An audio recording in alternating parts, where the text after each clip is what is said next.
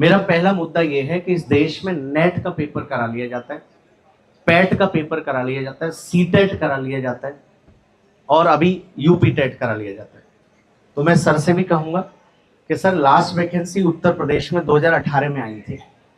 2018 में तब से लोग बीटीसी किए जा रहे हैं, बीएड किए जा रहे हैं, आते हैं तैयारी में युवावस्था में और जाते हैं पूरा बुढ़ापे की अवस्था में, शादी ब्याह से भी मारे जाते हैं। फिर ढूंढनी पड़ती है कि भैया फ्री में भी ब्याह कर लेंगे। 2018 के बाद से 7 से 8 साल हो गई, टीचिंग की कोई जगह उत्तर प्रदेश में नहीं आई। तो मेरा पहला सवाल है, जब शिक्षा मंत्री के द्वारा ये बोला जाता है कि हम कोई वैकेंसी नहीं देंगे, स्कूलों का अनुपात पूरा है, तो मेरा सवाल है बीटीसी बंद कर देना चाहिए, बीएड बंद कर देना चाहिए। आज दिल्ली यूनिवर्सिटी में, जेएनयू में पढ़ के लोग पीएचडी किए हुए हैं, लेकिन उन्हें असिस्टेंट प्रोफेसर की जगह नहीं मिल रही। कब से लोग पीएचडी किए हुए हैं, कब से लोग नेट किए हुए हैं, लेकिन जगह आ ही नहीं रही। अगर मैं स्टेट की जगह की बात करूंगा किसी भी में, तो हिस्ट्री में 1 जगह है, 2 जगह है, पता चला लाखों बच्चों ने पीएचडी कर रखा है, नेट निकाल रखा है, जेआरएफ कर रखा है, लेकिन फिर भी उनको नौकरी नहीं मिलती। तो हमारे प्रोपेगेंडा में ये होना चाहिए कि रोजगार का सृजन कैसे किया जाए। नेट पास कर लिया बच्चे ने तो अब उससे पढ़वाया कैसा जाए, यानी योग्यता के हिसाब से जॉब नहीं है ना। टेट पास कर लिया लेकिन उसको टीचिंग सुपर टेट देने का मौका ही नहीं मिल रहा।